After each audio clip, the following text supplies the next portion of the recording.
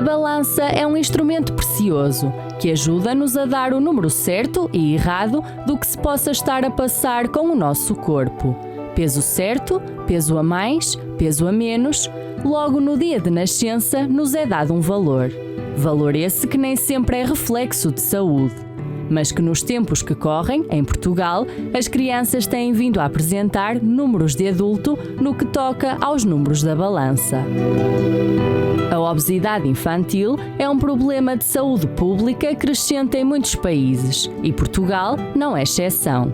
Nos últimos anos, a prevalência de crianças com excesso de peso e obesidade tem aumentado significativamente, o que tem gerado preocupações entre profissionais de saúde, educadores e, sobretudo, pais. Segundo dados do COSI Portugal, referente a 2021-2022, um sistema de vigilância nutricional infantil integrado, estimam que 31,9% das crianças portuguesas têm excesso de peso, sendo que 13,5% destas sofrem de obesidade. Estes números ajudam-nos também a ter noção do alerta no que toca a futuros casos de doentes diabéticos. De acordo com Raquel Coelho, pediatra na Associação Protetora dos Diabéticos de Portugal, prevê-se um aumento de 100% da obesidade infantil entre 2020 e 2035. Temas como o papel do ambiente escolar, o tipo de alimentação disponível e ainda o impacto do estigma no desenvolvimento de crianças e jovens devem ser trazidos para a esfera pública para impulsionar uma intervenção urgente nesta área da saúde, contribuindo para reverter as estimativas. Mas toda a consequência teve a sua causa e no que toca à obesidade infantil são diversas as causas. A principal é a alimentação inadequada, o consumo elevado de alimentos ultraprocessados, ricos em açúcares e gorduras saturadas. Snacks, refrigerantes e fast food tornaram-se comuns na dieta das crianças portuguesas, substituindo refeições mais saudáveis e equilibradas. Um dos fatores que faz com que isso aconteça é o tempo dedicado à preparação de alimentos e nutritivos, que tem diminuído, em parte, devido à vida moderna e aos horários de trabalho dos pais. Menos tempo resulta em alimentos já preparados, refeições mais calóricas e fraquíssima nutrição do que se dá à boca dos mais novos. Uma outra causa importante no peso a mais é a falta de atividade física, o estilo de vida sedentário, incentivado pelo aumento do tempo em frente às telas, seja de televisão, computadores ou dispositivos móveis, contribui significativamente para o ganho de peso entre as crianças. Nas grandes cidades, a falta de espaços para brincar ao ar livre e a crescente dependência de transporte motorizado, em vez de andar a pé ou de bicicleta, também agravam o problema. Mas não só. Hoje uma birra é substituída por um telemóvel ou por um tablet. E na hora das refeições, tudo conta para o descanso dos pais. É usual ver, sobretudo nos restaurantes, mas também nos lares, muitas crianças a comerem com um ecrã à frente, o que faz com que percam a percepção do que estão a comer e acabam por comer mais do que deviam. Esta é uma conclusão de um estudo da Universidade do Minho que concluiu que as crianças que utilizam ecrãs durante as refeições estão mais propensas a um aumento de peso significativo. E por falar em ecrãs, embora hoje seja possível monitorizar o que os mais pequenos veem, é importante falar que os olhos também comem. Segundo o resultado do estudo da Direção-Geral da Saúde, mais de metade dos anúncios publicitários na televisão e conteúdos online sobre alimentos são pouco saudáveis. Apesar da publicidade dirigida a menores de 16 anos estar proibida desde 2019, 1 em cada 5 anúncios, em contexto televisivo e online, não cumpre a lei. Desde a entrada em vigor da lei, há 5 anos, foram instaurados 11 processos. Destes, 7 resultaram em condenações com coimas superiores a 50 mil euros. Valores que não pagam a importância da urgência em liquidar a obesidade que está crescente no país e está a afetar as crianças. A obesidade é uma doença que está à vista e, lamentavelmente, chega a fazer parte do noticiário pelas piores razões. Camille Vitória tem menos de 2 anos e já pesa 30 quilos, o peso esperado para uma criança de 10 anos. Os pais garantem que a filha tem uma dieta saudável, mas quando vê alguém a comer doces, também quer. Para além disso, a mãe assume que a bebé bebe cerca de 8 biberões por dia. Comida a mais, comida demasiado calórica, hereditariedade. As causas alongam-se, mas as consequências são a longo prazo. É importante falar sobre a obesidade infantil no país, pois, como sabe, as crianças de hoje são os adultos de amanhã. Ou seja, as crianças obesas de hoje são os adultos doentes de amanhã. Obesidade infantil em Portugal, este é o tema do programa de hoje. Queremos saber a sua opinião, ligue e participe neste debate público. Olá a todos, muito boa noite, sejam bem-vindos a mais um programa Debate Público e hoje nós vamos falar desse assunto que é bastante delicado e que hoje, infelizmente, tem sido uma situação iminente no nosso país, não apenas em Portugal, mas em diferentes lugares do mundo. Nós vamos falar hoje sobre a diferença entre comer e se alimentar e na faixa etária das crianças, né, dos adolescentes. Essa obesidade infantil tem sido preocupante para muitos especialistas, para muitas famílias. E no programa de hoje nós vamos tratar desse assunto, vamos falar sobre isso, teremos alguns profissionais da área que estarão conosco, conectados por Zoom. Também à inteira disposição, o telefone 21-836-8008, o 210-346-091, onde a senhora, o senhor, poderá participar, fazer suas perguntas, pode até ligar para contar uma experiência, contar o seu relato, né, em relação ao tema. Você, de repente, tem aí uma criança que já está sofrendo com obesidade, né? Você tem um filho, uma filha que sofre com obesidade infantil e você sabe que a obesidade, como foi falado na matéria e bem, ela traz sérios problemas de saúde. E as crianças que hoje estão obesas, certamente, se não tomarem providências, se não forem ajudadas, auxiliadas, serão os adultos doentes de amanhã. Nós já temos algumas questões lá no Store do Instagram. Coloca, por favor, aqui a primeira questão. Quais as principais causas para o excesso de peso infantil? Hereditariedade, falta de exercício físico, alimentação desequilibrada, qualidade do sono. O que pode ocasionar? Quais são as principais causas para esse excesso de peso nesse grupo infantil, né, nas crianças? Nós temos uma segunda questão, vamos colocar para quem está em casa. A alimentação das crianças e jovens é pobre em vitaminas, é rica em gorduras, é equilibrada, desequilibrada? Escreve lá, dá um pulinho lá nos nossos stories do Instagram, da Unifé TV, para você deixar a sua opinião. Temos uma outra questão. Como resolver a obesidade infantil em Portugal?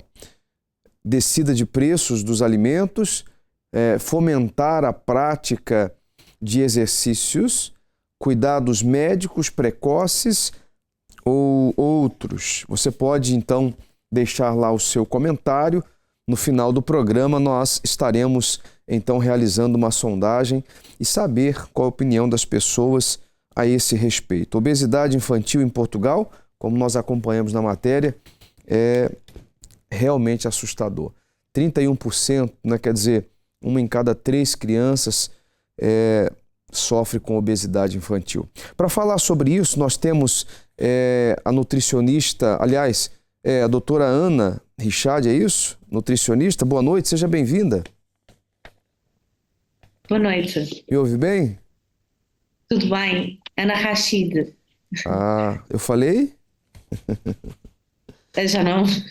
Ana Rachid. Mas é normal. Ana, na sua opinião, já queria lá já de antemão você comentar sobre esse tema e dizer aí para as pessoas, para os telespectadores, quais são os principais fatores que contribuem para a obesidade infantil em Portugal? Nós acompanhamos aí alguns pontos na matéria, mas de uma forma mais prática, mais diária, eu queria que você falasse já sobre isso. Há dois pontos muito importantes no aumento da obesidade e que tem vindo a ser trabalhado, que é importante nós percebermos. Um deles Eu falei, Ana, é o quê? a amamentação. Desculpa, conseguem me ouvir? Sim, perfeitamente. Muito bem. Então, um deles é a amamentação, que é um fator protetor da obesidade infantil, da obesidade Pede em para si. colocar em janela. Os dados do COSI de 2022, tal como começou a nossa reportagem, diz efetivamente que o aleitamento materno deve ser exclusivo até aos 6 meses e apenas 22% das crianças em Portugal são amamentadas em exclusivo até aos 6 meses. Isso é um fator principal para o combate também à obesidade. Portanto, aqui nós tínhamos que tentar formar os profissionais de saúde que acompanham as famílias de forma a conseguirem dar apoio para que essas mães conseguissem amamentar em exclusivo até aos 6 meses. Outro ponto muito importante é o excesso de proteína animal. O excesso de proteína animal leva efetivamente também à obesidade infantil. Então, são dois pontos que temos que trabalhar de base. Depois, claro, melhorar a literacia em saúde, melhorar a alimentação, reduzir a quantidade de doces, mas a base deve ser trabalhada antes, porque muitas vezes o organismo já está predisposto ao aumento de peso devido efetivamente à base que não foi bem consolidada. É isso que eu ia perguntar, né? Quando os pais, eles detectam, então, esses sinais precoces de obesidade, o que eles podem fazer, né? Na verdade, eu acredito que muitos pais são até impulsionados pelo coração, né? Pela emoção, se sentem bem em ver os filhos comerem, né? Eu acredito que muitos pais, até de forma inconsciente, acabam contribuindo para essa obesidade. O que você tem a falar? Por exemplo, os pais detectam essa inclinação para a obesidade, qual deveria ser os passos já a serem tomados? Então, alimentar é um ato de amor e muitas vezes sim, os pais acabam por cometer determinados erros alimentares justamente porque queremos mimar e queremos dar esse amor e portanto caímos neste erro. Portanto, uma das principais intervenções que temos que fazer é, ok, o percentil foi aumentado, então temos que perceber qual a razão do aumento desse percentil. Nós temos que olhar para o percentil como um sintoma e não como um problema. Ou seja, houve um aumento do percentil, então eu tenho que conversar com o médico que me acompanha, seja ele médico de família, seja ele pediatra, para perceber de onde é que vem este aumento de peso. E então pedir realmente ajuda a um profissional, um nutricionista, para acompanhar e melhorar a alimentação. E esse melhorar a alimentação não será só a da criança, será a alimentação da família, Com porque a criança certeza. vai comer igual ao pai e à mãe. Nós não podemos exigir que uma criança coma determinados alimentos se o adulto de referência não come. Portanto, é um É, trabalho feito com a própria família. como nós falávamos no início do programa, há uma diferença muito grande entre comer e se alimentar, né, doutor? Daqui a pouquinho eu volto, então, com mais perguntas, mas agora nós vamos às ruas de Lisboa para saber a opinião das pessoas sobre esse tema de obesidade infantil. Será que realmente as famílias estão a errar? Os pais têm um grau de responsabilidade? Você que é pai, você que é mãe, você acredita que essa obesidade no seu filho é realmente essa forma, essa maneira de comer errada? Eu queria que você ligasse, deixasse a sua opinião, participasse conosco, 210-346-091. você pode ligar agora, nós teremos o imenso prazer em conversar. O programa Debate Público de hoje traz esse assunto, que é um assunto realmente muito importante e de uma consciência extrema para as famílias portuguesas. Vamos então às entrevistas de Lisboa e já retornamos. Qual é que é a sua opinião sobre as crianças que apresentam obesidade? É complicado. É complicado porque eu tenho um neto que gosta muito de comer e não pode, porque está realmente obeso e tem um problema no fígado. Portanto, eu tenho esse problema em casa, não é? E sei o que ele sofre porque gosta de comer, quer comer e não pode, não é? Porque estamos constantemente a cortar-lhe a quantidade, aos doces, porque é o que se gosta mais. Eu também, acho que toda a gente gosta de doce, ou quase toda a gente, não é? Pronto, isso é que é o grande problema. Não há medicação para as crianças e eu acho muito bem, não é? Agora, o que é complicado não sei, o que é que se poderá mais fazer. Deviam os pais ter mais cuidado e fazer um regimezinho, porque as crianças assim muito obesas também não fica bem, nem, e para a saúde delas, não é? Mas qual é que acha que é os hábitos alimentares destas crianças? Muitos dos casos não é deficiente, porque há muitas gorduras e eu acho que deviam comer mais vegetais como nós antigamente. Mais sopa, mais essas coisas. Acha que a alimentação hoje em dia também já não é muito saudável quanto isso? Não, a alimentação diminuiu muito a qualidade. Eu acho que não estão alimentando bem e tem a ver um pouco com a genética também. Mas como é que descreveria os hábitos alimentares destas crianças? É uma alimentação sem coisas naturais, assim, mais coisas talvez processadas, essas coisas. Acha que a obesidade é um tema preocupante no nosso país, em Portugal? Acho que em todo o país, né? E aqui mais, porque tem acesso, é mais barato as coisas, né? Doces, essas coisas são mais baratas, mais acessíveis, então aqui é. Mas, na sua opinião, quais é que são os fatores que contribuem para o aumento da taxa de incidência da obesidade? Eu acho que é mesmo o costume, o hábito de vida, né, alimentação, talvez a correria do trabalho, não consegue fazer uma alimentação saudável, mas tem a ver também com a genética, porque eu já conheci crianças que tinham peso acima antes de 1 ano e não comia muita coisa, entendeu? Acho que é um assunto um bocado complicado porque influencia muito a vida delas e é uma coisa que tem que ser cuidado e preocupação. E qual é que acha que são os hábitos alimentares destas crianças para ficarem obesas? Acho que é uma coisa consistente no dia a dia, é recorrente, digamos assim, não é uma coisa de um dia ou dois, é do dia a dia delas, uma coisa cotidiana mesmo. A publicidade ajuda muito, não é? Porque estão constantemente na televisão, é placares em todo lado, é batatas fritas, é chupas, é todas essas porcarias, não é? Tudo cheio de doces e de corantes que só fazem mal. Mas acredita que este combate à obesidade parte também por parte dos pais e por uma melhor educação? Sabe que o fruto proibido é o mais apetecido, não é? E se eles conseguem, não em casa não comem, cá fora, tinha de ser de pequenininhos. O que é difícil também, porque eu conheço pessoas que não têm bolachas, não têm nada doce em casa e, portanto, as crianças não têm, não é? Desde pequenas. Agora, se sabem o que é bom, chegam cá fora alguém, ou se lhes oferecem, ou se até têm um dinheirito no bolso, vão comprar, não é? E quais é que acham que deviam ser as medidas implementadas para combater esta taxa de incidência tão grande da obesidade em Portugal? As medidas têm que passar logo por os pais, uma informação correta dos pais para elas poderem levar aquele regimezinho, não é? Nem sempre, nem nunca podem comer um chocolate de longe a longe, mas agora constantemente, né?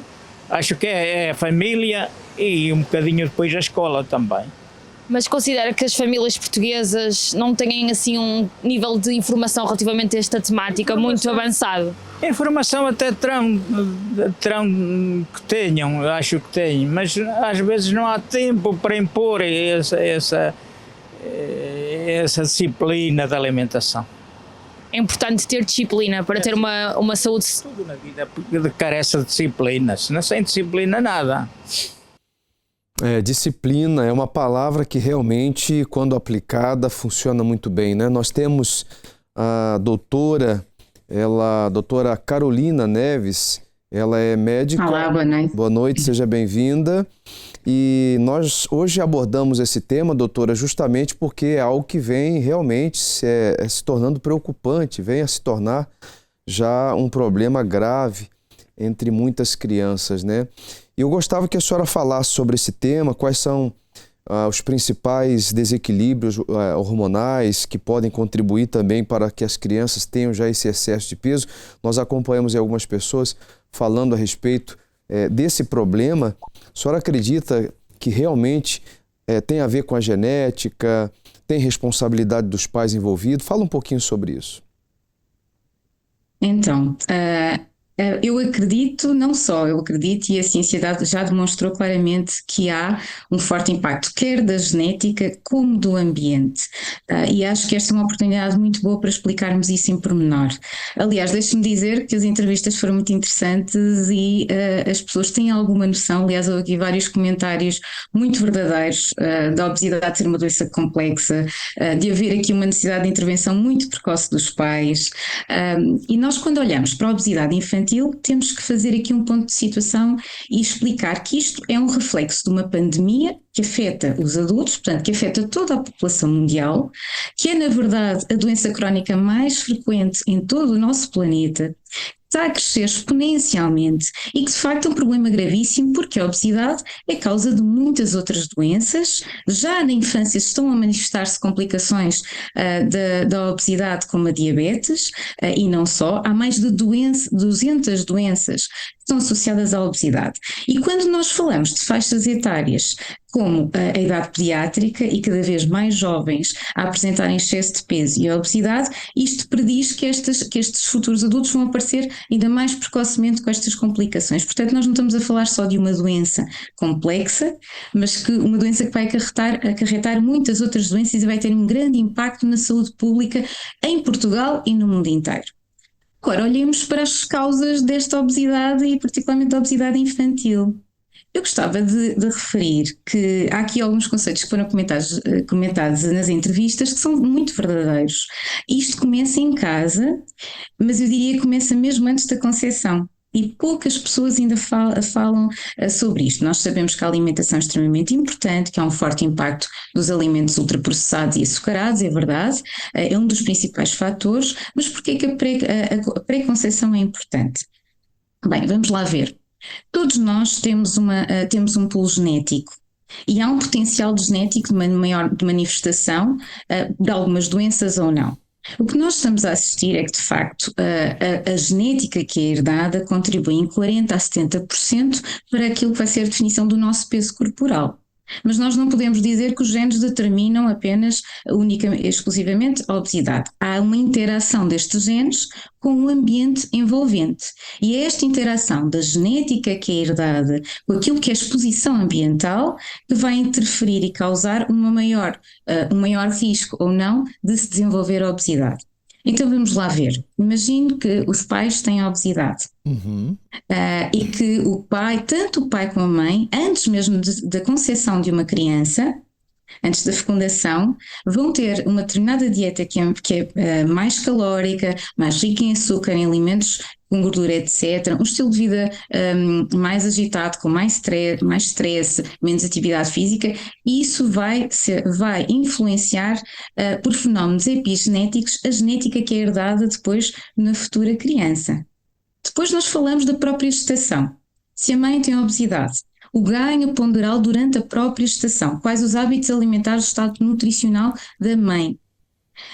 A amamentação, que foi muito bem falada pela doutora Ana, é fundamental e vai ser determinante. Portanto, para a prevenção da obesidade, só para termos uma ideia, a amamentação pode reduzir até 24% o risco de uma criança ter obesidade.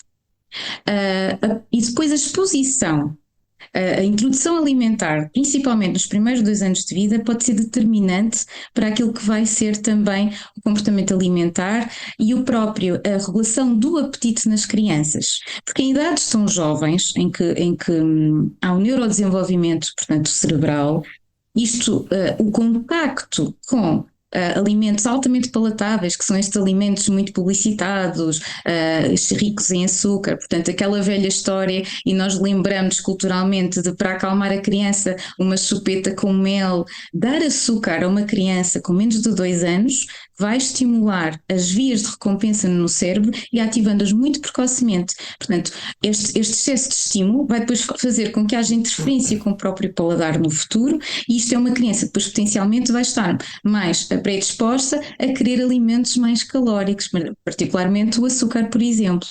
Isto são só exemplos de como é que nós temos de facto uma genética, mas nós não estamos determinados que por o pai ou a mãe terem a obesidade, vão ter de facto ter obesidade. É possível interferir, é possível prevenir a obesidade e atuar desde muito cedo, desde a concepção, da gestação e particularmente antes dos 2 anos, evitar de todo o açúcar e os alimentos ultraprocessados.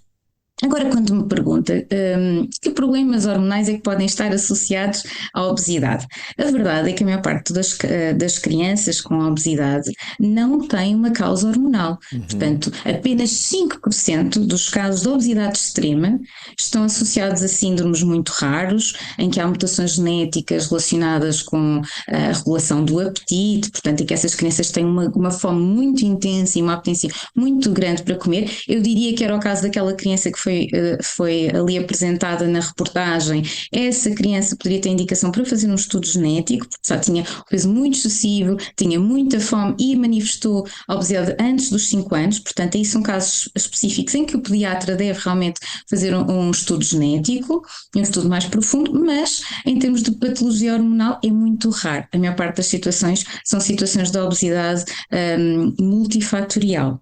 Okay? Para não falar também dos fatores psicológicos, do stress em casa, da conexão que há ou não há com os pais. Está muito bem demonstrado, por exemplo, que as crianças que passam mais tempo, que fazem as refeições todas sentadas à mesa com os pais, são crianças que vão ter menos risco de obesidade. Obviamente também o sedentarismo, isso já foi muito bem falado ali na reportagem, e há um outro fator que a evidência científica também demonstra ter um impacto muito grande e que é pouco falado, que são as horas de sono da criança. Portanto, horas de sono adequadas são muito importantes também para manter aqui um biorritmo e a regulação adequada do apetite, porque também vai prevenir aqui a obesidade futura. Não sei se foi explícita, mas são muito clara, muito clara, sim. Daqui a pouquinho eu volto com mais perguntas, doutora, porque realmente, como já nós temos conhecimento, né, a alimentação saudável, ela acaba por se tornar até mesmo um medicamento, né, porque, como a senhora falava, são mais de 200, 200 doenças que estão associadas à obesidade. A senhora poderia citar aí as principais? Claro que sim. Nós agrupamos as complicações da obesidade em 3 grandes grupos. As doenças metabólicas, onde se inclui aqui, por exemplo, a diabetes tipo 2, onde se inclui a doença hepática, a doença do fígado, até que a senhora mencionou numa das reportagens, portanto, que é o fígado comumente chamado fígado gordo, a hipertensão, muitas vezes já vista em crianças muito desde cedo, o colesterol elevado, as doenças cardiovasculares, que depois são complicações da obesidade, não é? Os infartos, os AVCs, falamos inclusivamente também de cancros que estão associados à obesidade, portanto no futuro o risco, há 13 tipos de cancros cujo risco aumenta nas pessoas com obesidade. Depois falamos de um outro grande grupo também, que são as doenças mecânicas, aí estamos a falar das complicações a nível osteoarticular, problemas nos joelhos, o problema da coluna, portanto vai também influenciar a mobilidade do indivíduo, ou por exemplo a síndrome da apneia obstrutiva do sono, em que a pessoa realmente por ação mecânica não tem, portanto, durante a noite o sono é interrompido porque não consegue manter a oxigenação adequada, isto tem a ver também com excesso de peso, e temos depois o grupo das complicações mentais, e aí estamos a falar de complicações como a ansiedade, como a depressão, e aqui mais uma vez, nas crianças este é um ponto muito importante, porque o stress psicossocial começa logo muito desde cedo na criança que tem excesso de peso, não é? Na escola é sempre um fator de comentário, há muito frequentemente o bullying, um bullying severo, inclusivamente, e há um estigma muito forte. Aliás, eu aqui acho que é importante também chamar a atenção até dos próprios pais, porque, embora seja sempre com a melhor das intenções, há pais que não têm consciência que um adolescente que tem obesidade, como eu muitas vezes vejo em consulta, vem com os pais e o pai atribui, mas ele come muito, ele tem que comer menos, eu não posso, não lhe posso dar. Portanto, aquelas restrições exageradas e a culpabilização ao jovem daquele excesso de peso é um fator negativo que pode condicionar também a própria adesão às mudanças e às intervenções que nós propomos, porque a obesidade começou muito anteriormente e às vezes se um adolescente tem excesso de peso, lá está, há uma herança genética provavelmente que se recebeu e houve também uma indução e alterações do paladar que teve a ver muito com a introdução alimentar nos primeiros anos de vida, entre outros fatores. E este jovem, este adolescente, de repente tem muito apetite, tem uma grande fome ou tem uma grande apetência para alimentos como os doces, por exemplo. E nós não podemos abordar com a culpa, ou seja, às vezes em casa, o ambiente familiar, a compreensão de que isto é uma doença é fundamental. E os pais destas crianças e jovens ainda às vezes não aceitam que a obesidade é uma doença e que deve ser abordada desta forma. Portanto, claro que nós podemos mudar muita coisa, mas há, a partir de determinada idade, intervenções que passam não só pelas mudanças de estilo de vida e que podem ter um impacto muito grande num jovem adolescente que depois será um adulto mais ou menos saudável se fizer o tratamento adequado. Realmente as famílias, as pessoas têm que olhar com esses olhos, né?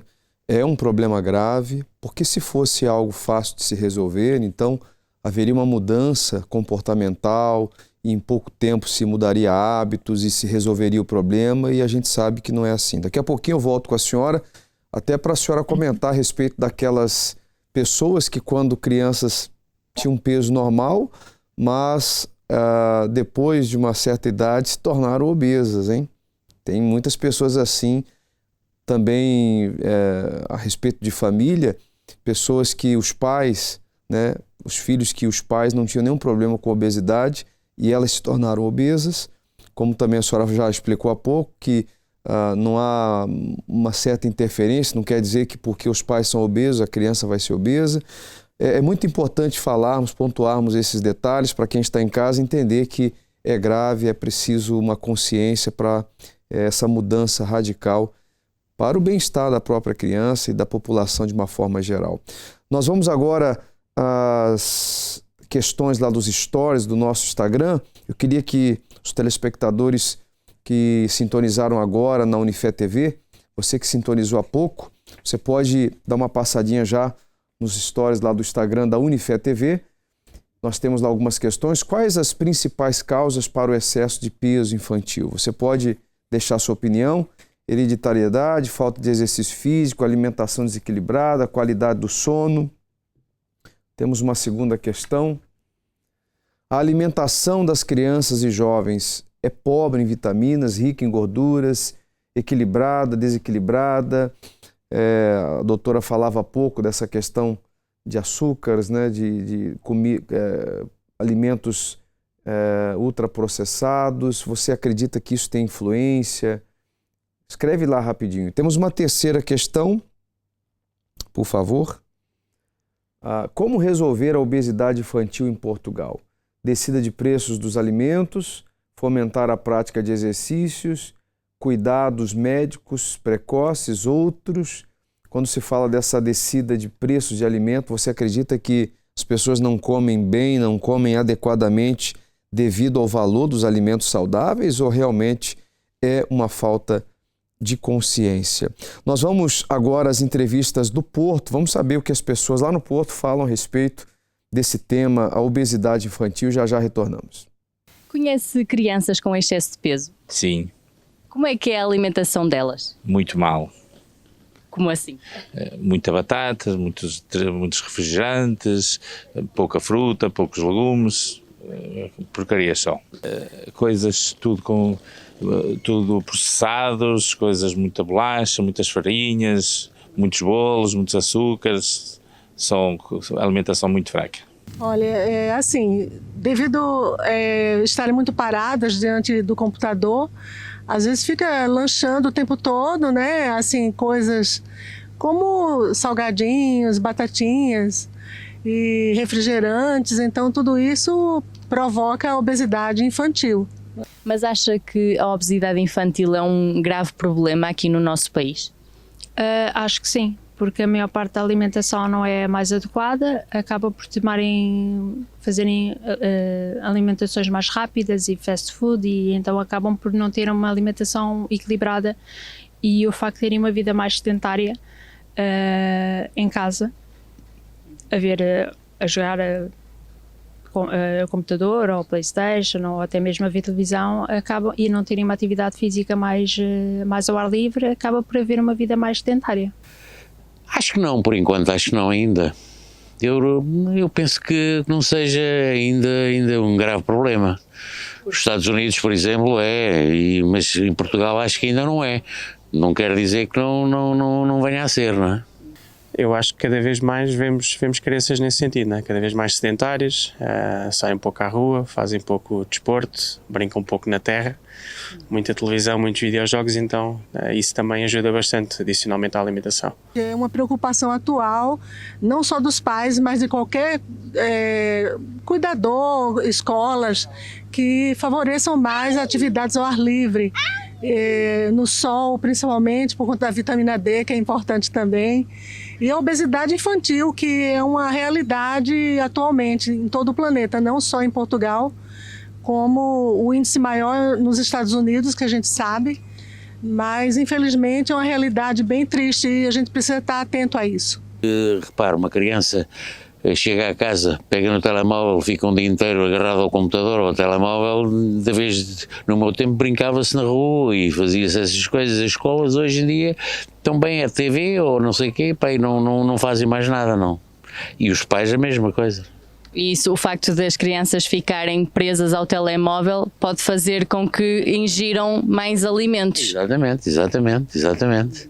Se estivessem em casa, se andassem na rua, possivelmente não andam sempre a comer, não é? Eu tenho uma neta e acho que os pais têm, até uma certa idade, muita atenção na alimentação. A partir do momento que eles têm 2, 3 anos, começam a deixar fazer o que querem para ter sossego, e à mesa, então, o mais fácil é o que eles comem. E acho que é isso o maior problema, é os pais não ter mão de ferro na alimentação deles e já não gostam e tudo. E depois há uma coisa que eu noto, que nas escolas há um esforço muito grande, infantários, comem tudo, comem sopa, comem frutas, e chegam a casa, é o contrário, fazem o que querem. Acho que as crianças que têm os pais com a preocupação de alimentação saudável, que dão esse exemplo, vão seguir um exemplo saudável. As crianças que tiver um ambiente mais desfavorável vai ter esse problema, sim.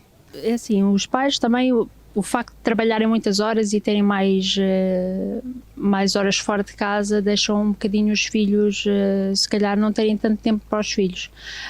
Mas é tentar arranjar ali um intermédio para estar atentos e terem um acompanhamento com os filhos, a incentivá-los a fazer atividades fora de casa, que é para terem uma vida mais ativa e mais social, que é para evitar tal sedentarismo.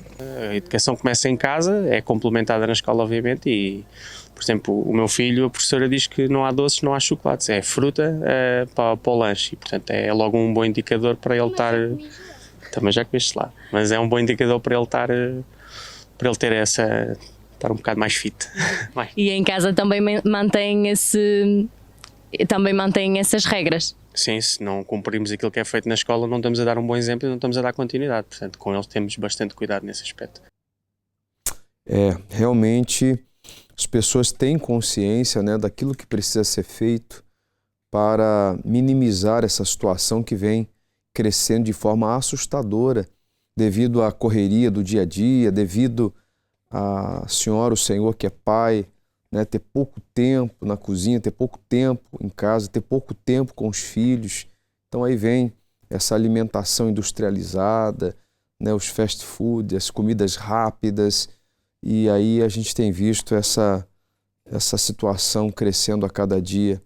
Nós temos a nutricionista a doutora Ana, que está conosco. Me dê imagens, por favor. Já está conosco a doutora. Doutora, é o seguinte, nós acompanhamos aí diferentes entrevistas, as pessoas têm uma certa consciência daquilo que precisa fazer. Mas por que é tão difícil, hein? Trocar, por exemplo, doces por frutas, né? Trocar alimentos rápidos, ultraprocessados por uma comidinha caseira. Na sua opinião, por que é tão difícil assim?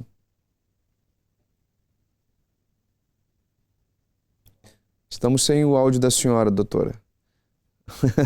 Não tem problema. Agora sim. Agora conseguem me ouvir. Sim.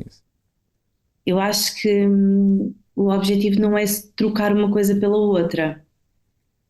Então, o objetivo será sempre fazer essa reeducação alimentar, ou seja, e como em algumas das entrevistas foi dito, o fruto proibido é o mais apetecível. E a verdade é que o objetivo não é proibir. Equilibrar. Não ter em casa é um bom princípio. E se nós tentarmos, obviamente, trocar um doce por uma peça de fruta, não vamos ter resultados. Então, temos que tentar incluir alimentos mais saudáveis ou mais naturais, digamos assim, menos embalados, menos processados, porque no final das contas, na balança, no final da semana, se nós consumirmos o mais natural possível e menos embalados, não será um doce ou outro durante a semana que irá fazer aqui diferença. Um problema. Então tem que haver um equilíbrio, né, doutora? O equilíbrio mas como o ser humano é mais inclinado para aquilo que é proibido, então esse equilíbrio é difícil, né? Deixa eu reformular aqui a pergunta. Por que é tão difícil equilibrar, então, a alimentação? As pessoas têm consciência de que realmente comem mal, se alimentam mal, isso influencia as crianças. Agora, a senhora acredita, por exemplo, a criança ela vai para a escola. As escolas têm um padrão de alimentação, né? Então, nós temos duas coisas diferentes. Temos as creches, que não são regulamentadas. Sim. E depois temos efetivamente as escolas a partir da pré, e aí nós temos uma regulamentação e têm nutricionistas, muitos alocados a determinadas escolas ou agrupamentos. Nessas que são regulamentadas, nós conseguimos efetivamente fazer alguma coisa. Os almoços e os lanches não são minimamente saudáveis e se houver fritos, acho que é uma vez na semana no máximo que se pode ter, por exemplo. Nas creches isso não acontece. Então estávamos a falar daquela base inicial, que é do 0 aos 3 anos. Sim. Então, nas creches, a alimentação não é regulamentada e, portanto, as creches dão o que quiserem. E tanto nas escolas, quando a criança já tem o seu próprio dinheiro, já consegue comprar, ele vai comprar aquilo que mais gosta ou aquilo que está mais habituado, não é? Eu acho que, a responder a sua pergunta, eu acho que porque é que é muito difícil encontrar o equilíbrio? Então, a obesidade é uma doença multifatorial. No caso das crianças, nós não temos tantos problemas é mais visível no adulto uma compulsão alimentar, um transtorno do comportamento alimentar, apesar de haver nas crianças, o adulto teria que trabalhar para então ajudar essa criança também a fazer as escolhas mais saudáveis. Portanto, nós não conseguimos mudar uma criança se o cuidador também não mudar. Agora, uma última questão, quais as estratégias, por exemplo, a senhora como nutricionista, as estratégias que os pais podem adotar. A senhora já até respondeu uma parte dessa pergunta, mas é importante nós enfatizarmos isso. Há determinadas estratégias que podem ser aplicadas pelos pais, né, para incentivar os filhos a adotar hábitos mais saudáveis. E a senhora falava aí a questão, por exemplo, do cuidador ou dos pais, começar por eles, né? Porque se eles adotarem essa medida, com certeza ficará mais fácil influenciar os filhos. Fala um pouquinho sobre essas estratégias. Pronto. Ir às compras com as crianças, independentemente da idade, é importante levá-los à mercearia, ao mercado, mostrar o que são as frutas, o que é que são os legumes, o que é a carne, o que é o peixe, de onde é que vêm. Essa é uma primeira estratégia, ou seja, é a aproximação ao alimento. Uma segunda estratégia será levar essa criança para dentro da cozinha, ajudar a cortar, a preparar, para então familiarizar com essa refeição e com essa alimentação. Uma outra estratégia que também funciona bastante é deixar com que a criança também ajude na composição da ementa semanal ou na ementa do dia. Okay. Poderá aqui também levar essa aproximação ao alimento e à refeição em família. Sem contar os refrigerantes, né? Que estão na mesa de todos. Doutora, não sei se a senhora tem algo a acrescentar a todos que estão em casa. Apenas só numa entrevista que isto ficou-me, que a senhora disse que se nós não temos em casa, que depois a criança vai querer. E a verdade é que não passa bem por aí. O não ter em casa é um ótimo princípio. Dizer que não quando pede fora de casa não me parece mal. Agora, ter em casa é o ponto de partida para que a referência seja poder comer. Então, o não ter em casa é o melhor ponto de partida, porque se for a uma festa de aniversário, a um almoço de família, onde haja alguma coisa que não é prática comer, se comer está tudo bem. Ok. Não é uma prática diária, né? Algo esporádico. Exatamente. Ok, doutora, muito obrigado pela sua participação, muito gosto em tê-la aqui. Até uma próxima oportunidade, quem sabe falando de um tema relacionado, tá bem? Será sempre bem-vindo. Muito obrigada. Obrigado nós. Obrigada. Tá aí, esse é o posicionamento da doutora Ana, que é nutricionista. Daqui a pouquinho nós vamos falar com a doutora Carolina Neves, que é médica endocrinologista, é isso? É isso mesmo. É um nome um pouco difícil e nós vamos saber qual é essa especialidade, sendo que ela já falou de alguns pontos do tema. Ela é representante da Associação Protetora dos Diabéticos de Portugal e ela falava que há mais de 200 enfermidades, doenças graves, inclusive, que são desencadeadas por conta de uma má alimentação. Agora, doutora, as pessoas, a população de uma forma geral, de repente descuidam, não tem a noção, né, real dos grandes perigos de uma má alimentação e só vão se dar conta depois que já há um problema grave. Não é isso que tem acontecido? Olha, deixe-me explicar aqui, talvez um pouco melhor, porque eu não punha as coisas exatamente assim. Nós dizermos que as pessoas fazem as más escolhas e sim vão ter doenças, é estarmos também a culpabilizá-las da doença que vão desenvolver. E voltando um bocadinho atrás, como eu tinha explicado no início, há realmente um forte componente genético que nós temos que também compreender. E quando eu digo genético, é aquilo que vai determinar aquilo que vai ser a nossa fome, a nossa saciedade.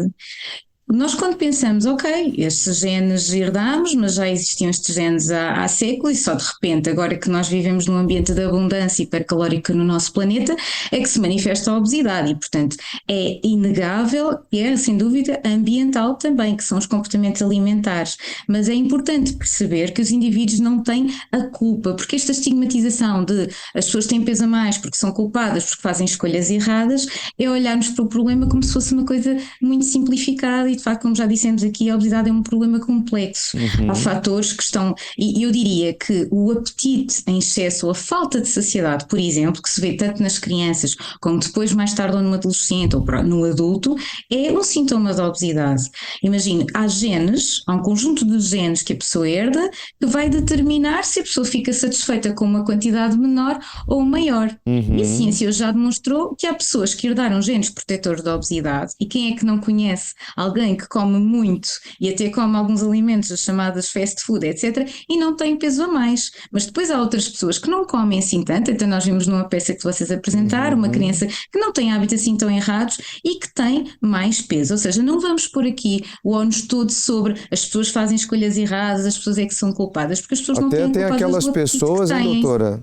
Há aquelas pessoas que dizem, como a senhora falava, que não comem, elas não comem muito, mas têm uma tendência enorme e ganham peso. Há pessoas que dizem, eu só como vegetais, até o ar parece que...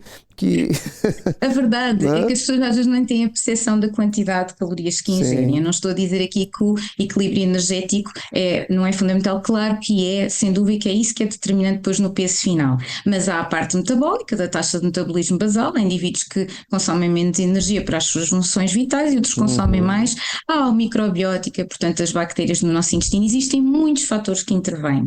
E depois não podemos esquecer os fatores psicológicos que eu também já falei. Fatores que influenciam, por exemplo, uma compulsão, distúrbios do comportamento alimentar que às vezes se iniciam na idade, isto foi mencionado, na idade pediátrica, não é? Aquela criança que era compensada ou cada vez que fazia uma birra que lhe dava um doce, pode desenvolver aqui o alívio de uma ansiedade com doces, não é? E depois ser um adulto com compulsão alimentar, por exemplo. Isto é só um dos exemplos. E depois as pessoas que passam por depressões, distúrbios de ansiedade, há terapêuticas para estes problemas psiquiátricos que aumentam muito o peso, que aumentam o apetite. As pessoas se refugiam nos alimentos, né? Se refugiam em determinadas bebidas. Há muitos componentes emocionais. E o meu ponto aqui é, não podemos julgar ninguém tem obesidade ou pesa mais e culpabilizar esse indivíduo. Isto não significa que não estamos a tirar a responsabilidade de fazer escolhas acertadas, mas é preciso educar a população a respeitar, porque esta pessoa que tem obesidade tem uma doença como qualquer outra, como um indivíduo que tem asma, como uma pessoa que tem hipertensão, como uma pessoa que tem diabetes, como nós tratamos lá na Associação Protetora dos Diabéticos de Portugal. Portanto, nós temos que encarar que as pessoas merecem ser respeitadas, tratadas como uma doença crónica. E a melhor forma, doutora, desculpa interromper, a melhor forma então seria a pessoa ela detectar a origem dessa obesidade.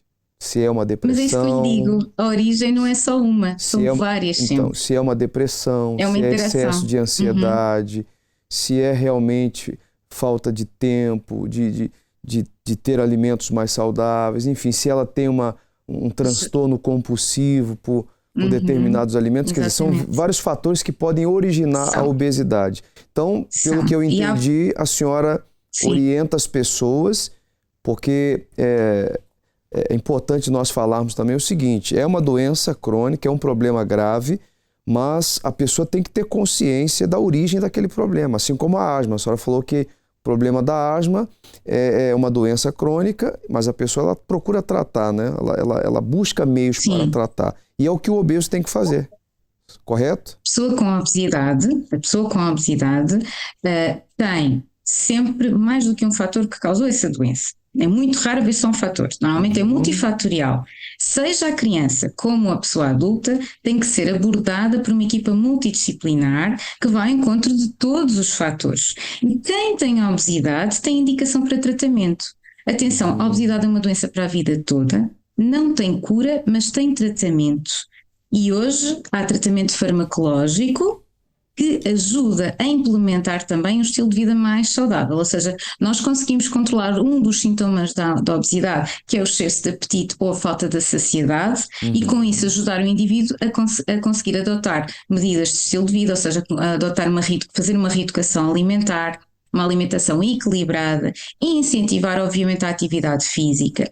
Nós aqui, quando falamos, por exemplo, das crianças, e esse é o tema que estamos a abordar aqui no programa, as crianças até aos 12 anos só têm como com medidas aprovadas pelas equipas de saúde, portanto, a intervenção nutricional e a intervenção, portanto, da estímulo da atividade física, o reforço das mudanças comportamentais que devem ser implementadas, como já foi dito aqui, pelos próprios pais em casa. Portanto, o ambiente familiar é extremamente importante e o exemplo é a chave da mudança do comportamento da criança e do jovem. E depois há momentos de vida que são cruciais também para a intervenção. Não esquecer que a puberdade, eu penso que também era um tema aqui importante de trazer à mesa, a puberdade é um momento de risco, tanto para aumentar o peso ou para a criança que já vem com a obesidade. Por exemplo, a obesidade infantil aumenta o risco de uma puberdade precoce. E pode ter impacto em complicações, por exemplo, nas meninas, como síndrome do ovário poliquístico.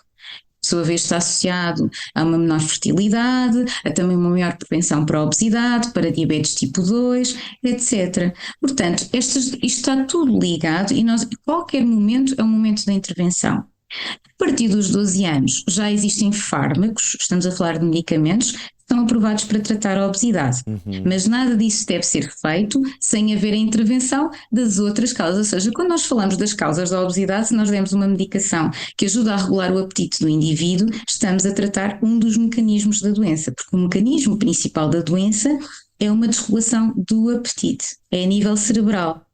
E essa desregulação teve como causa muitos genes que interferiram com o ambiente logo desde cedo ou até na pré-conceição, ou herdado mesmo. Só para termos ideia, uma avó pode influenciar aquilo que vai ser a saúde metabólica do seu neto. Portanto, nós estamos a falar aqui de epigenética, de influência transgeracional, que realmente a ciência já demonstrou ter uma forte influência. E é por estes mecanismos que nós hoje assistimos a um crescimento exponencial na obesidade infantil. Porque repare, como foi dito ali na peça inicialmente, em 15 anos nós vamos duplicar os casos de obesidade infantil no mundo inteiro.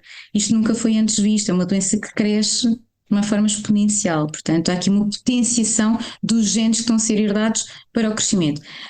Mas isto não quer dizer que nós não devamos. Não é só tratar as pessoas, as crianças, jovens com fármacos, é também percebermos o que é que está errado no nosso ambiente. Quer dizer, nós vivemos numa bomba relógio. Nós estamos num crescimento... É uma bomba relógio. Sim. Sim, desculpe, só para terminar. No fundo, nós temos uma colisão da genética. A nossa genética evoluiu num ambiente de carência e de repente colide com um ambiente completamente diferente, de excesso calórico. Portanto, nós herdámos genes para buscar o alimento. Estes genes não manifestavam a obesidade até, de repente, terem muita abundância e fartura. E de repente nós com um telemóvel em casa mandamos vir comida no Uber Eats. Estamos sempre expostos à publicidade, não nos mexemos, temos um estilo de vida moderno muito danoso à nossa saúde, desde stress, falta de sono, etc. Portanto, todos estes fatores têm que ser abordados e lá está, o tratamento não é assim tão simples, é tão complexo como é a gênese da própria doença. Portanto, era esta a mensagem que eu queria deixar. Eu também sou diretora clínica da Clínica da Obesidade da APDP, portanto a Clínica Corpo, e nós lá o que propomos, nós temos programas para tratamento da obesidade infantil e nós propomos um acompanhamento integrado com nutricionista, com psicólogo, com pediatra, endocrinologista, especialista em endocrinologia, com enfermagem, com fisiologia do exercício físico. Portanto, isto não é um caminho de vamos só perder peso e já está, é um caminho de reeducação para a vida toda. Portanto, e quanto mais precoce, como mensagem final só queria deixar isto, quanto mais precoce tratarmos o peso de uma criança com excesso de peso ou com obesidade, melhor vai ser o futuro deste jovem, menor vai ser o impacto dessa gordura a mais que iniciou nos primeiros anos de vida e há uma mudança dramática naquilo que vai ser o futuro desse adulto, em termos de saúde e de bem-estar e de felicidade. Eu ia acrescentar justamente isso. Nós vivemos numa era tecnológica, uma era de facilidades. Nunca se houve tantos problemas emocionais como nessa geração, né? Alguns dos entrevistados falavam de como era a infância. A infância era na rua, era brincando com outras crianças, né? Hoje a gente vê crianças já horas e horas nos tablets, dentro de casa, tem um problema emocional, que se isola, que tem dificuldade de relacionamento, enfim, é uma série de fatores realmente que precisam ser avaliados, né? E ninguém melhor do que os profissionais da saúde para avaliar e dar o diagnóstico preciso. Tem como repetir só? Tá aí. Não tá. repetir, por favor, a instituição que a senhora é... Eu sou diretora clínica da Clínica Corpo. Clínica Corpo com Q de 9. Tem um site que as pessoas possam visitar? Tem. No site da APDP podem procurar, Clínica Corpo. Okay. Basta pôr www.corpo.pt e vai encontrar lá os nossos programas, porque nós temos a abordagem à criança. A doutora Raquel Coelho, que também foi citada na peça, é a pediatra da nossa clínica e, portanto, nós procuramos fazer esta abordagem integrada, reconhecendo toda essa importância. E a clínica, mais uma vez citando que a clínica é mesmo da APDP.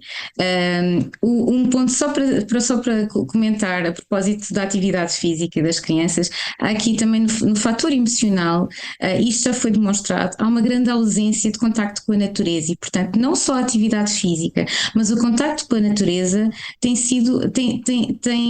um impacto muito grande na saúde mental e tem-se verificado que as crianças hoje em dia têm um déficit muito grande deste tipo de contacto, que vai melhorar sem dúvida a saúde mental, que vai melhorar por conseguinte a saúde metabólica, o seu bem-estar psicológico. Portanto, não há dúvidas que isto tem que ser tudo integrado. Eu acho que não é só das crianças não, hein? Tem a ver com... Sim, não é. Isso é que eu dizia. Deve fazer alguns anos que eu não piso na terra, doutora. As crianças estão doentes porque os adultos estão doentes. Exatamente. A verdade é essa, os pais estão doentes. E eu volto a dizer, tudo começa antes da concepção. Portanto, quem hoje quer ser pai pode já começar a fazer um trabalho para o futuro, para a saúde do seu filho. Agora, em qualquer momento é hora e é momento vai ganhar sempre com alguma intervenção, nunca deixar de pensar que já é tarde. Doutora, muito obrigado pela sua participação, pena que o nosso tempo é curto, né? Já passou 1 hora, já é 00:03, mas nós gostávamos muito de ter a senhora aqui novamente em uma outra ocasião, tá bem? Te agradece muito obrigado. Forte abraço aí para a senhora e toda a família. Boa noite, obrigada. Boa noite. Tá aí, especialistas, profissionais da saúde, profissionais da área que falam com propriedade a respeito desse tema que realmente deve ser considerado, avaliado e já agora, quanto antes, melhor. Vamos à sondagem dos nossos stories lá do Instagram. Coloca, por favor, na tela. Temos como colocar aqui? Então, em relação à primeira pergunta, quais as principais causas de excesso de peso infantil? Hereditariedade, ninguém pontuou. Falta de exercício físico, 18%. 79% uma alimentação desequilibrada. Qualidade do sono, apenas 3%. Temos aí uma outra questão que foi abordada. A alimentação das crianças e jovens é pobre em vitaminas, ricas em gorduras 34%, equilibrada 3%, desequilibrada 50%. Terceira e última questão, como resolver a obesidade infantil em Portugal? Descida de preços dos alimentos, 3%, fomentar a prática de exercícios, 59%, cuidados médicos, 21% e outros 17%. Bem, nós ficamos por aqui com o tema de hoje. Acredito que de uma forma bem consciente, simples, prática, foi transmitido para todos que estão em casa a melhor forma de combater a obesidade, de uma forma geral. Hoje foi direcionado às crianças, mas a obesidade é um problema mundial e em diferentes faixas etárias de idade. Nós ficamos por aqui com o programa de hoje. Vamos deixar para si o nosso e-mail. Você pode enviar uma sugestão de tema, jornalismo@unifetv.pt, tá certo? Terça-feira que vem voltamos com mais um debate público. A partir de agora o Marcos Bueno vem aí com uma programação muito especial para a senhora, para o senhor, para você que precisa de uma palavra, para você que está desesperançado, desesperançada, tudo tem dado errado, parece que tudo está perdido e você não sabe o que fazer. Você estava aí sintonizando os canais, parou na Unifet TV, o tema lhe chamou a atenção e você diz assim, realmente, eu não tenho tido esperança em relação às áreas da minha vida. Então você vai ouvir uma palavra, você vai poder conversar com alguém que pode lhe ajudar, através do 218-368-008, logo após o intervalo.